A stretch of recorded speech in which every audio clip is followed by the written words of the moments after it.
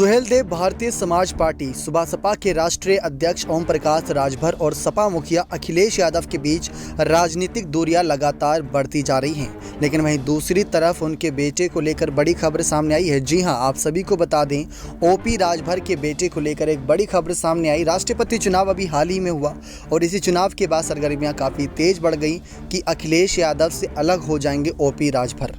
और वहीं दूसरी तरफ ओम प्रकाश राजभर का अखिलेश यादव पर जुबानी हमला लगातार जारी है।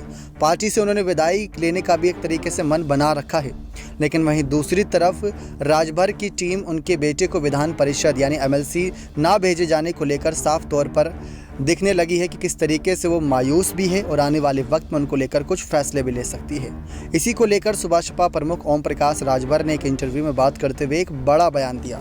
आपको बता दें, कुछ दिन पहले ही ओपी राजभर ने साफ तौर पर कहा कि जयंत चौधरी तो राज्यसभा पहुंच गए, लेकिन उन्होंने क्या कभी अखिलेश यादव से बात की कि 8 सीट जीतने पर हमें तो राज्यसभा भेज रहे हैं, लेकिन विधान परिषद की 1 सीट गठबंधन धर्म निभाते हुए सुबह को दे दी जाए।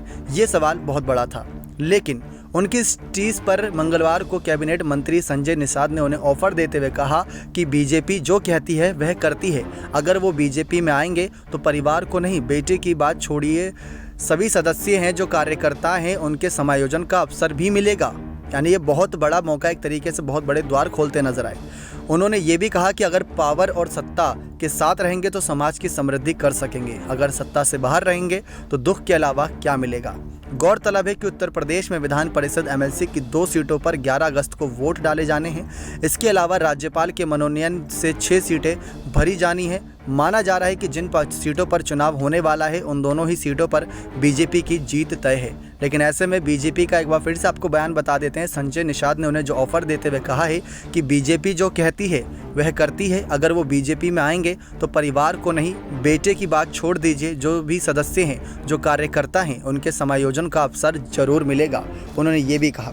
लेकिन वहीं दूसरी तरफ कुछ ही दिन पहले ओपी राजभर के बेटे का बयान निकलकर सामने आया था, जब गाड़ी का मामला निकलकर सामने आया था। जी हां, फॉर्च्यूनर गाड़ी को लेकर तमाम यहां पर मामले निकलकर सामने आए थे। किस तरीके से अखिलेश यादव की गिफ्ट दी हुई कार में ओपी राजभर चलते हैं, तो उस पर बेटे ने खुलकर कुछ बातें रखी थी।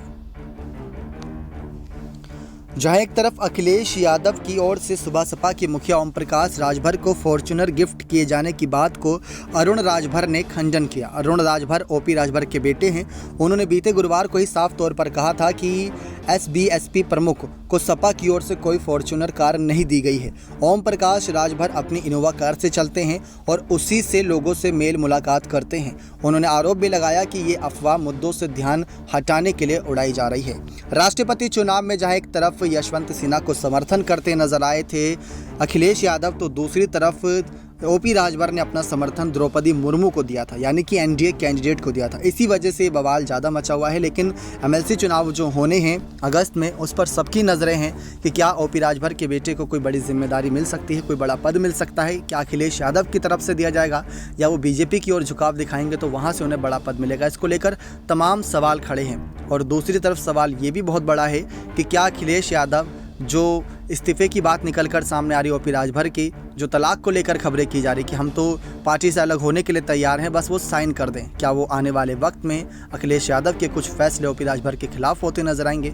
ये देखना काफ़ी दिलचस्प रहने वाला है उत्तर प्रदेश की राजनीति को लेकर। नेक्स्ट 9 न्यूज़ रूम की रिपोर्ट।